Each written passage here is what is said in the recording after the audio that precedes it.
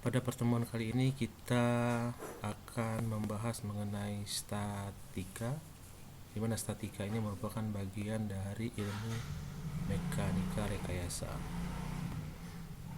Apa yang dimaksud dengan statika? Statika ialah ilmu tentang semua benda yang tetap, yang statis. Statika merupakan bagian dari ilmu mekanika rekayasa, dan mekanika rekayasa sendiri dibagi atas dua, yaitu ilmu dinamika yang diterapkan pada semua benda yang bergerak, sedangkan ilmu statika semua yang tidak bergerak. Jadi ilmu dinamika ini dipakai untuk teknik mesin, sedangkan ilmu statika ini untuk ahli bangunan. Kedua bagian itu mempunyai dua persamaan, yaitu gaya dan pergerakan. Hanya saja di dalam ilmu statika, ketentuan khususnya mengenai pergerakan ini yaitu P sama dengan 0. Ini berarti bahwa dalam ilmu statika kita hanya bekerja dengan gaya-gaya yang tidak bergerak, dengan keadaan pergerakan sama dengan 0. Pokok bahasan yang akan dibahas di dalam statika yaitu mempelajari perilaku struktur terhadap beban yang bekerja pada bangunan. Perilaku struktur tersebut umumnya mencakup keseimbangan gaya, uraian gaya, gaya reaksi, dan gaya internal yang ada pada struktur. Jadi secara umum pada sebuah konstruksi nanti akan ada beban yang dipikul dan bagaimana beban itu ditahan oleh konstruksi untuk agar bangunan tidak runtuh atau tidak bergerak. Dalam mempelajari perilaku struktur pada mata kuliah statika, maka hal-hal penting yang perlu diperhatikan adalah satu, stabilitas struktur. Di sini maksudnya struktur tidak boleh bergerak, tidak boleh berpindah, dan tidak boleh berubah bentuk. Jadi dia stabil. Kemudian yang kedua adalah kesetimbangan gaya. Maksudnya di sini adalah gaya-gaya yang bekerja harus setimbang atau sama. Gaya luar atau beban yang bekerja pada struktur harus diimbangi oleh reaksi struktur terhadap beban tersebut, atau disebut dengan aksi sama dengan reaksi.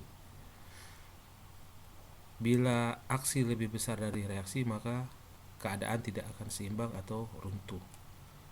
Ketiga adalah kompatibilitas antara gaya yang bekerja pada struktur dengan jenis tumpuan dan bentuk strukturnya. Jadi ada kompatibilitas ini kesesuaian antara jenis tumpuan yang digunakan dan beban yang bekerja. Gaya luar terdiri dari muatan atau disebut juga dengan gaya aksi, dan reaksi tumpuan atau gaya reaksi yang menciptakan kestabilan atau keseimbangan struktur.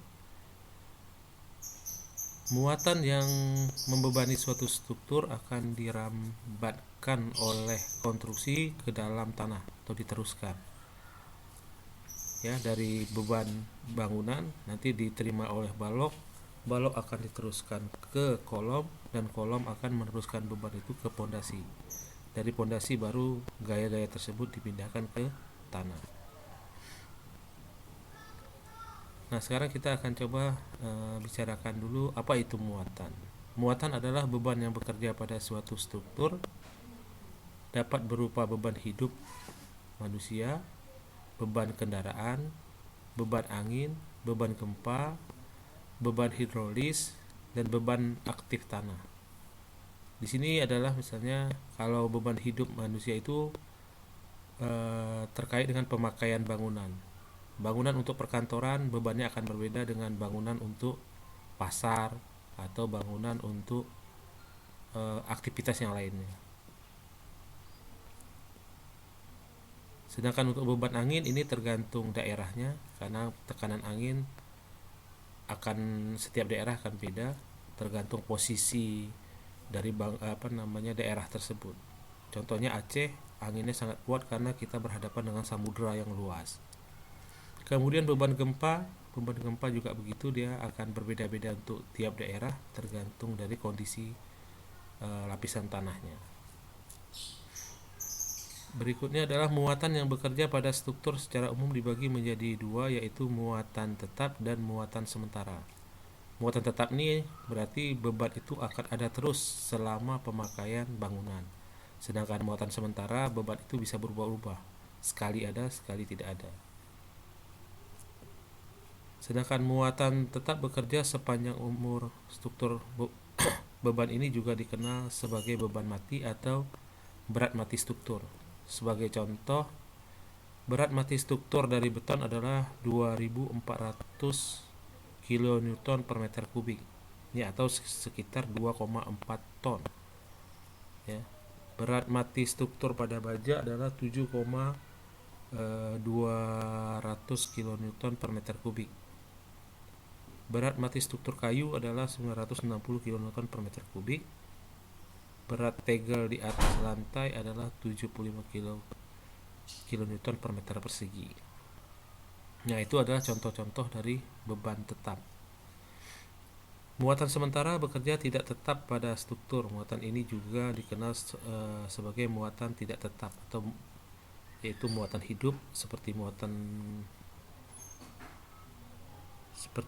hidup, muatan gempa, angin, kendaraan, dan orang. Jadi keberadaannya tidak selalu ada. Contohnya gempa, sekali ada, sekali bisa tidak ada. Dan begitu juga dengan angin. Angin tidak selalu ada. Kadang-kadang ada, kadang-kadang tidak. Orang juga begitu, kadang-kadang berpindah. Seperti sekolah, pagi penuh dengan orang, malam tidak ada orang. Jadi bebannya berubah-ubah untuk bangunan. Sedangkan berat konstruksi selalu tetap, dia pikul dari awal berdirinya bangunan sampai masanya. Muatan selalu mempunyai besaran, arah, dan garis kerja. Ya, seperti ini angin, dia ada arahnya dari sebelah kiri ke kanan misalnya, contohnya itu ada arahnya. Kemudian ada besarannya berapa tekanan yang dihasilkan oleh angin tersebut. Dan garis kerja gaya adalah arah pergerakannya. Beban angin bekerja tegak lurus, bidang yang menentangnya berupa beban merata arahnya umumnya mendatar. Berikutnya adalah pada kendaraan, tentunya berat kendaraan merupakan tadi untuk beban angin ini jadi beban terbagi rata, ya, kasusnya, ya. Sedangkan pada beban kendaraan ini menjadi beban terpusat karena roda seperti ini ketika membebani dia akan menjadi satu buah titik. Dianggap satu buah titik. Jadi mempunyai arah gaya tegak lurus bidang singgung roda, arah gaya akibat beban kendaraan adalah vertikal ke bawah. Ini menjadi beban titik, beban terpusat. Berikutnya kita bicarakan mengenai pondasi. Suatu struktur akan stabil bila struktur tersebut diletakkan di atas pondasi yang baik. Pondasi akan melawan gaya-gaya aksi yang diakibatkan oleh muatan yang diteruskan oleh struktur kepada pondasi. Gaya lawan yang ditimbulkan pada pondasi disebut dengan gaya reaksi. Kemampuan pondasi untuk atau tumpuan menahan gaya aksi sangat ditentukan oleh bentuk pondasinya. Bentuk pondasi yang umum ada pada struktur dapat berupa roll atau roda, sendi atau engsel, dan jepit. Nah, ini kita coba jelaskan mengenai apa itu tumpuan sendi. Tumpuan sendi sering disebut dengan engsel karena cara kerjanya mirip dengan cara kerja engsel. Tumpuan sendi mempunyai mampu memberikan reaksi arah vertikal, ini seperti ini. Jadi ada bentuk seperti ini, kalau dibebani dia akan ada beban dari atas, maka akan ada reaksi dari bawah. Jadi kemudian kalau ada gaya dari arah horizontal juga akan ada perlawanan terhadap gaya tersebut. Ya, jadi tumpuan sendi mampu memberikan reaksi arah vertikal dan reaksi horizontal. Artinya tumpuan sendi dapat menahan gaya vertikal dan gaya horizontal, atau terdapat dua buah variabel yang akan diselesaikan. Diselesaikan maksudnya yang bisa dihitung dari tumpuan sendi, RP dan RH. Tumpuan sendi ini tidak dapat melawan momen. Nah, ini seperti ini, kalau tumpuan ini diputar, dia akan bisa berputar. Dia sama seperti pada as sepeda, ya, sepeda kayu, sepeda itu adalah sendi. Ketika diberi gaya untuk memutar, maka eh, pedal itu akan terputar. Tapi kalau dia ditekan ke bawah atau ke samping, dia bisa ditahan. Jadi kerja sendi itu seperti itu. Jadi dia hanya menahan gaya horizontal dan vertikal dan tidak menahan momen.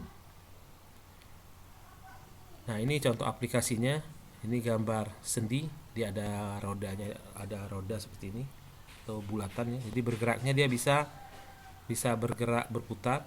Tapi ketika ada gaya tekan dari atas, dia akan ada reaksi. Begitu juga kalau ada gaya dari samping, dia juga bisa ditahan. Cuman momen yang tidak bisa ditahan.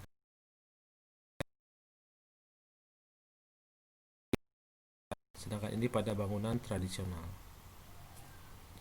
Tumpuan roll adalah tumpuan yang dapat bergerak ke arah horizontal, sehingga tumpuan ini tidak dapat menahan gaya horizontal. Jadi kalau ada gaya dari arah samping, maka ini akan bergerak karena ada roda di sini yang bisa berjalan.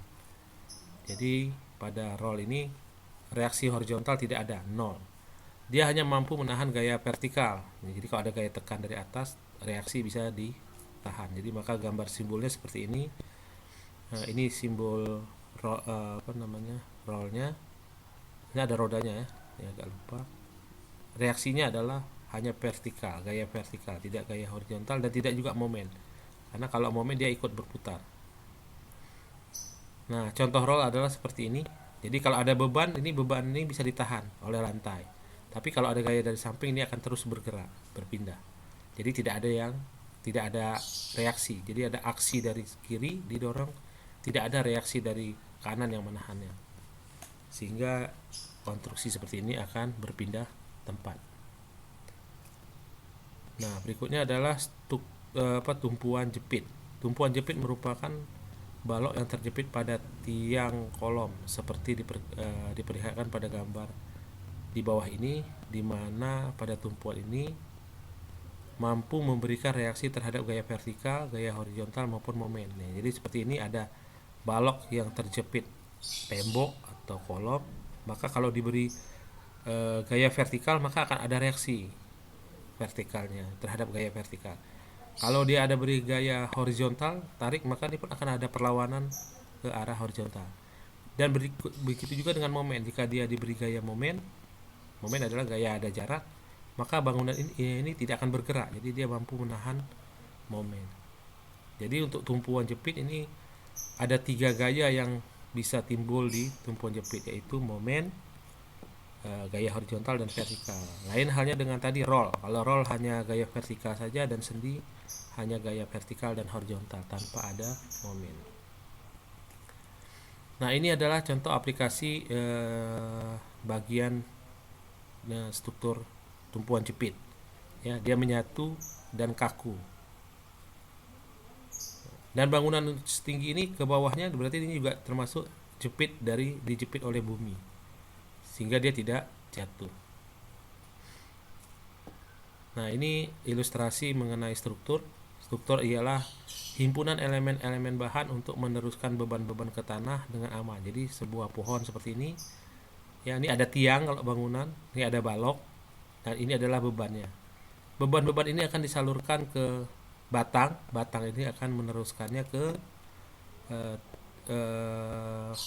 tiang atau batang induknya, ya. Sedangkan ini cabang gitu ya. Dan ini meneruskan ke pondasi. Akarnya ini adalah pondasinya, sehingga strukturnya ini aman, tidak rubuh gitu. Ini ilustrasi sebuah bangunan sama dengan sebuah pohon.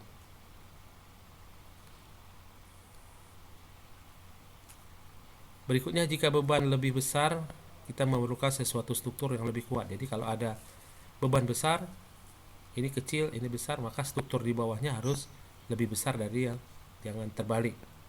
Untuk beban yang besar strukturnya kecil, atau struktur kecil strukturnya besar, itu tidak boleh. Jadi seperti ini Jadi besarnya struktur itu tergantung dari beban, tidak berlebih-lebihan.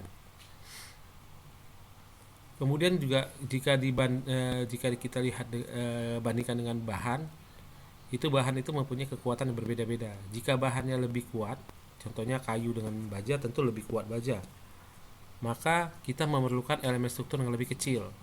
Nah, jadi coba lihat di sini kayu di sini ukurannya besar, baja kecil dengan beban yang sama.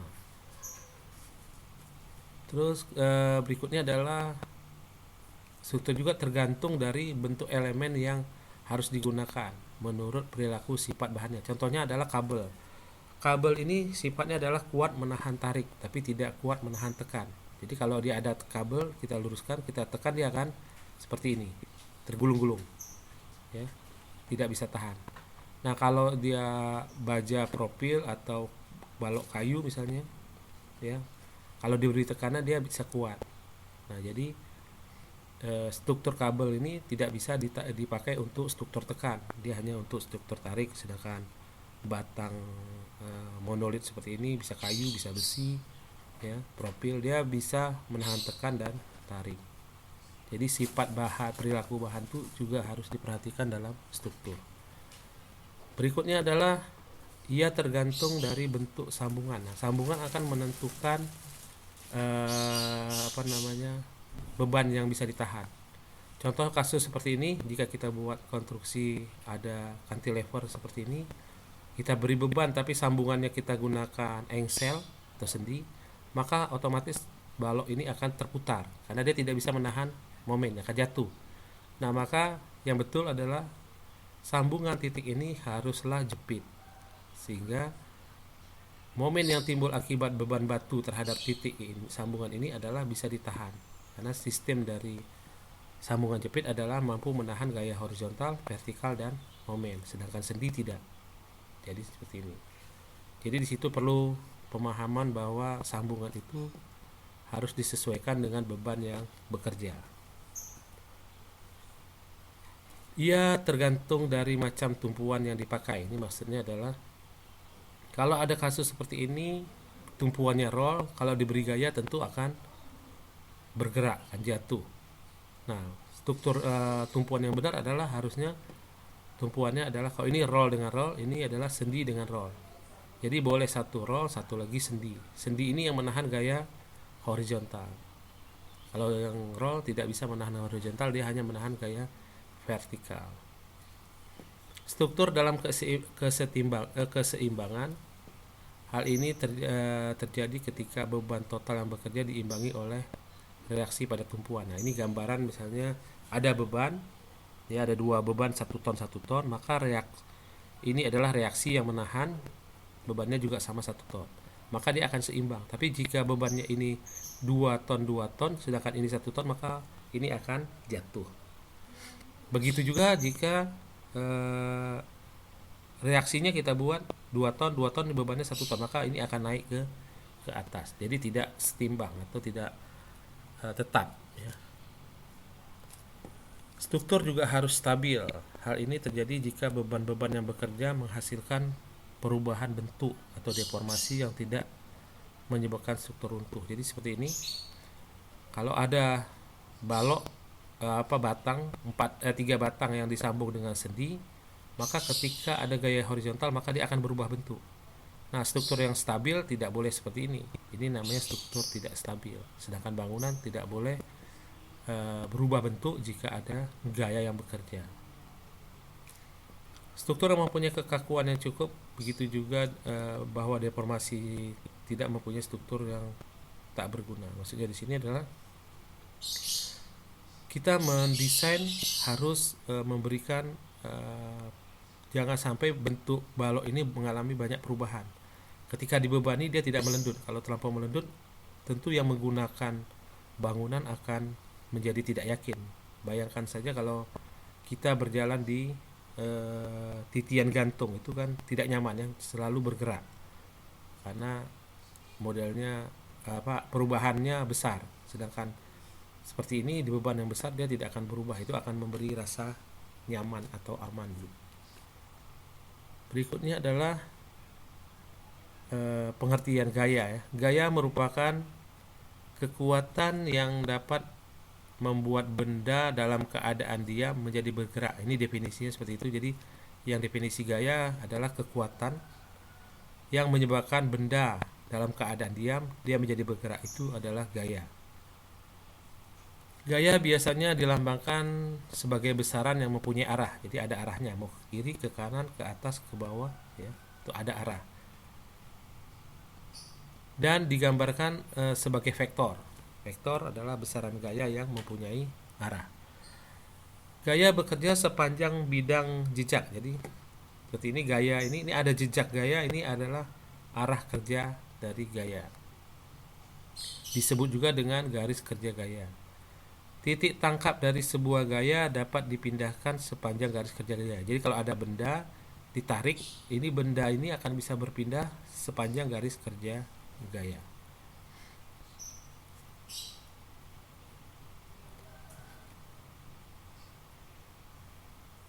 Berikutnya adalah gaya lintang. Nah ini gaya lintang atau gaya geser adalah merupakan gaya yang tegak lurus terhadap sumbu balok. Ya, ini gaya lintang ini akan kita pakai terus selama mekanika ya. Jadi harus perlu dipahami gaya lintang itu apa. Gaya lintang adalah gaya yang tegak lurus. Ya, seperti ini ada balok diberi beban P, ada reaksi dari tumpuan ke atas, itu adalah gaya lintang karena dia tegak, ini balok tegak lurus terhadap balok, itu gaya lintang. Gaya lintang ini ada positif dan ada negatif ya. Dikatakan D itu lintang positif bila arahnya ke atas, jadi nilai ke atas ini nilainya positif, dan sebaliknya dikatakan negatif bila arahnya ke bawah ya. Gaya D ini, gaya D atau gaya lintang ini ya, seperti ini D lintang, merupakan penjumlahan dari gaya-gaya yang bekerja pada sebatang balok. Untuk lebih jelasnya dapat diperhatikan gambar di bawah ini. Nah, seperti ini ya. Ini gambar diagram lintangnya, sedangkan ini konstruksinya. Kemudian kita masuk ke gaya normal. Gaya normal adalah gaya yang mempunyai garis kerja searah atau sejajar dengan sumbu batang. Nah, tadi kalau gaya lintang adalah tegak lurus, sedangkan gaya normal adalah searah sumbu batang. Untuk gaya normal ini ada dua juga, yaitu positif dan negatif. N yang menimbulkan titik yang ditinjau, N yang meninggalkan titik yang ditinjau dinamakan N positif. Jadi dia efeknya adalah jika ada suatu balok menjauhi dari titik ini akan memberi efek tarik. Nah, tarik itu adalah gaya normal positif. Sedangkan gaya yang menuju batang itu adalah gaya negatif karena dia gaya ini menekan batang sehingga batang bertambah pendek. Kalau ini batang bisa bertambah panjang karena ditarik, sehingga nilainya positif dan negatif.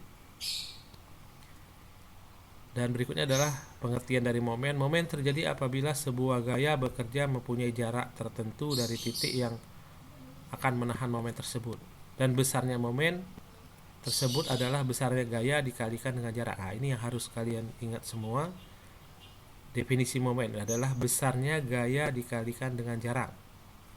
Satuan untuk momen adalah satuan berat kali jarak. Misalnya ton meter, ton berat, meter jarak, kilogram meter, kilogram sentimeter, dan seterusnya. Nah, di sini momen adalah P kali L, tapi harus diingat bahwa jarak ini harus tegak lurus terhadap gaya. Itu kuncinya. Ya, untuk hitung momen gaya harus tegak lurus dari gaya. Jadi jaraknya itu yang tegak lurus. Ya. Bukan jarak terdekat, tapi jarak yang tegak lurus dari arah kerja gaya. Kemudian momen akan bernilai positif jika arah putarnya, ini adalah kesepakatan ya sebenarnya, tapi bisa berarti lain nanti ketika kita bahas yang lain. Momen akan bernilai positif jika arah putar momen searah dengan arah jarum jam, dan negatif bila kebalikannya. Jadi seperti ini M.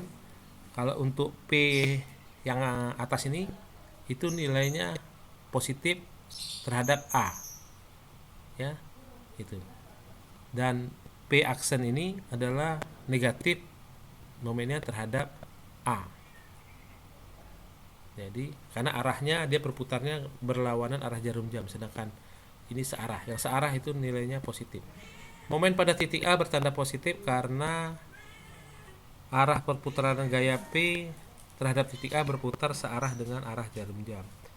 Momen pada titik B adalah 0 sebab tidak ada jarak. Jadi kalau hitung momen di B, karena P-nya pas ada di B, maka jarak P ini ke B adalah 0. Jadi rumusnya tadi kan M sama dengan P kali L, di mana P-nya ada tapi L-nya 0. Berapapun dikali 0 pasti 0, makanya momen di B pasti 0 karena tidak ada jarak antara B dan gaya.